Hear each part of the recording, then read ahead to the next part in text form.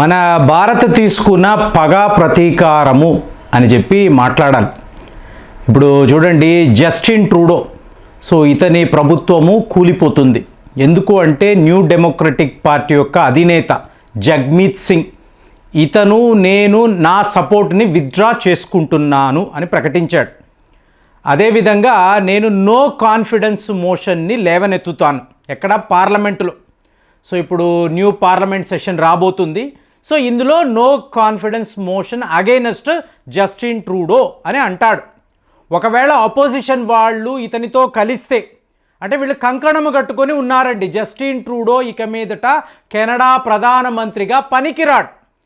సొంత member of parliament అంటే ఎంపీలు ఏం చెప్తున్నారు, నువ్వు వేస్ట్, నువ్వు దేశాన్ని పరిపాలించలేకపోతున్నావు అంటే అక్కడ ప్రజలు సంక్షేమ కార్యక్రమాలు మీకు, అలాగే ప్రొడక్షన్, మీకు ఎక్స్పోర్ట్స్ ఇంపోర్ట్స్ ఇవన్నీ ఆలోచించడం లేదు. నా ప్రభుత్వాన్ని నేను ఎలా కాపాడుకోవాలి, ఇది ఒక్కటే నీ అజెండాగా ఉంది. అంటే చూడండి, ఒక 20-25 ఏళ్ల క్రితము భారత్లో ఇదే పరిస్థితి ఉండేది. అంటే పాలన అనేది కాదు, పవర్ని ఎలా కాపాడుకోవడము, అధికారములో ఎలా ఉండడము, మా కుటుంబానికి ఎలాగ మేము ఆస్తులు కూడగట్టడము. సరిగ్గా ఇవాళ జస్టిన్ ట్రూడో అదే పరిస్థితిలో ఉన్నాడు. కాబట్టి కెనడా ప్రజలు, అలాగే సొంత ఎంపీలు, అపోజిషన్ వాళ్ళు, ముఖ్యంగా వాళ్ళ ఎయిలీ ఫ్రెండ్ జగ్మీత్ సింగ్, చాలా మంచి ఫ్రెండ్, 2022లో వీళ్ళ మధ్య ఒప్పందం. సో లిబరల్ పార్టీకి నేను సపోర్టుగా ఉంటాను, ఒక సుస్థిర పాలన ఉండాలి కెనడాలో అని అనుకున్నారు. కానీ ఇవాళ జస్టిన్ ట్రూడో అసలు ఉండకూడదు. ఈ లిబరల్స్కి ఇంకొక అవకాశము నేను ఇవ్వను. ఒకవేళ అపోజిషన్ వాళ్ళు, వాళ్ళకి పాపులారిటీ ఉందనుకోండి, వాళ్ళతో నేను కలుస్తాను అని క్లియర్గా జగ్మీత్ సింగ్ చెప్పడం. సో దీని వెనకంతా మీరు చూసారనుకోండి, బ్యాక్గ్రౌండ్ మీకు ఏ రోజైతే భారత్తో ఈ శత్రుత్వాన్ని పెంచుకున్నాడో, మన డిప్లొమాట్స్ని రా ఏజెంట్లని, తీవ్రవాదులని అవమానించడం మొదలుపెట్టాడో, సో ఆ రోజు నుంచి ఇతని పతనము స్టార్ట్ అయ్యింది. భారతీయులు అన్నాడు, రా ఏజెంట్స్ అన్నాడు, హై కమిషన్లో ఉండే అధికారులు, మీకు అలాగే బిషోయ్ గ్యాంగ్, అమిత్ షా, వీళ్ళందరూ కలిసి నా మీద కుట్ర పన్నుతున్నారు అని చెప్పి మాట్లాడాడు. ఇవాళ అదే భారతీయుడు, అంటే భారత సంతతికి చెందిన వ్యక్తి, న్యూ డెమోక్రటిక్ పార్టీ యొక్క ప్రెసిడెంట్ జగ్మీత్ సింగ్, ఒక భారత సంతతికి చెందినవాడు. సో ఇతను ఇవాళ జస్టిన్ ట్రూడో యొక్క ఈ సామ్రాజ్యాన్ని కూలుస్తున్నాడు అనేదే ఇందులో వాస్తవం. అంటే ఫైనల్గా మన భారతీయులు ఈ జస్టిన్ ట్రూడోపై ప్రతీకారాన్ని తీర్చుకున్నారు. సో దీనికంతా కారణం ఏమిటని మీరు ఆలోచించారనుకోండి, కెనడా యొక్క డిప్యూటీ ప్రధానమంత్రి ఈవిడే మీకు వాళ్ళ ఫైనాన్స్ మినిస్టర్ కూడా. సో మొన్న ఈయన అమెరికా వెళ్ళాడు. సో మీకు డొనాల్డ్ ట్రంప్ రావడమే ఇతని ఫస్ట్ టార్గెట్ మీకు జస్టిన్ ట్రూడో.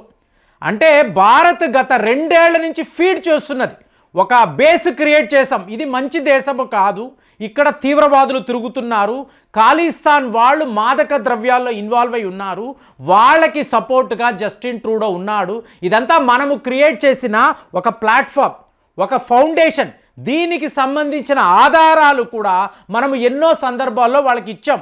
కానీ జో బైడెన్ యొక్క వైఖరి, అతని యొక్క పొలిటికల్ తీరు చూసారో అనుకోండి, మీకు ఏదో ఒక రకంగా పాలనలో ఉండాలి, డొనాల్డ్ ట్రంప్ని రానివ్వకుండా ఎలా ఆపాలి, తనకు ఎలా సపోర్ట్ వస్తుంది. ఎందుకంటే డొనాల్డ్ ట్రంప్ అన్నప్పుడు ఆటోమేటిక్గా పుతిన్ గారి స్నేహితుడు కదా. కాబట్టి ఇలాగ ఒక యాంటీ ట్రంప్ క్యాంపెయిన్ అనేది మొదలుపెట్టాడు. కానీ ప్రజలు బాగా అర్థం చేసుకున్నారు, డొనాల్డ్ ట్రంపే కరెక్ట్ అయిన పాలకుడు అని వాళ్ళు నిర్ణయించుకొని ఓటు వేశారు.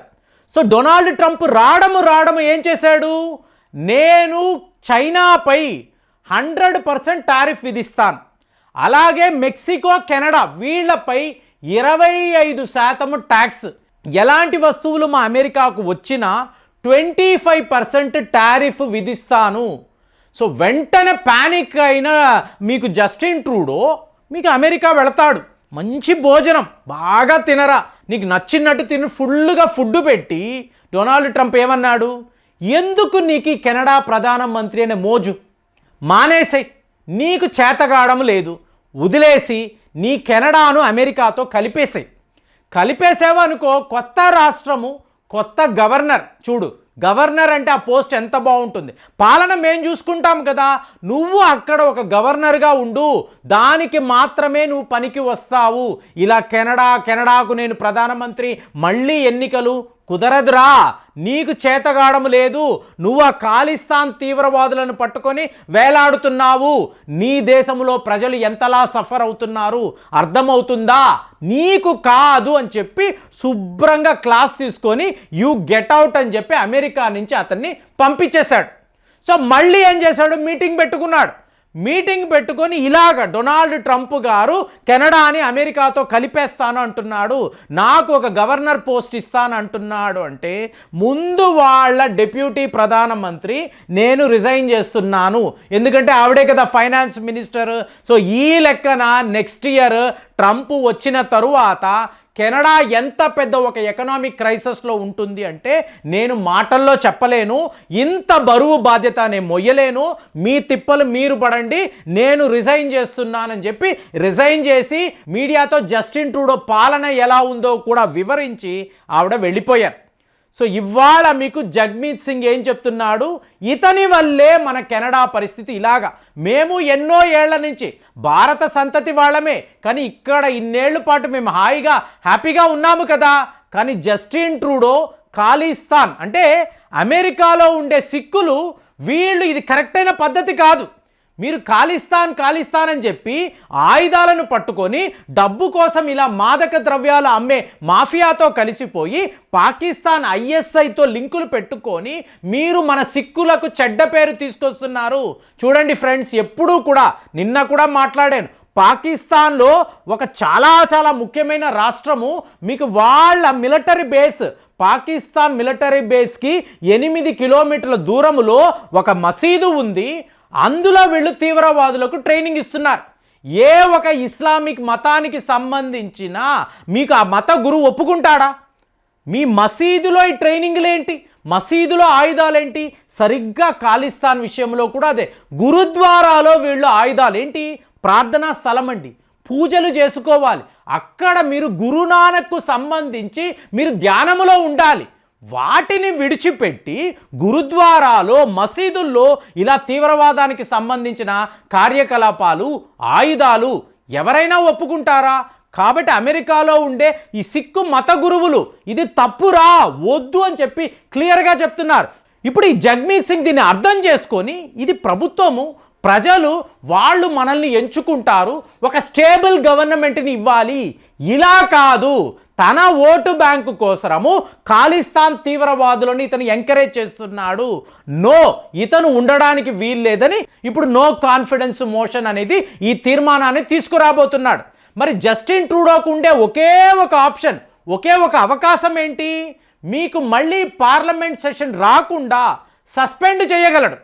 టోటల్గా సస్పెండ్ చేసి ఇప్పుడప్పుడే పార్లమెంట్ సెషన్ ఉండదు అంటే ఇంకా కొద్ది కాలం పాటు అతను సర్వే అవుతాడు. కానీ వాళ్ళ సొంత ఎంపీలు, అపోజిషన్ పార్టీ, ప్రజలు ఎవరిని అడిగినా ఇతను వద్దునే వద్దు అంటున్నారు.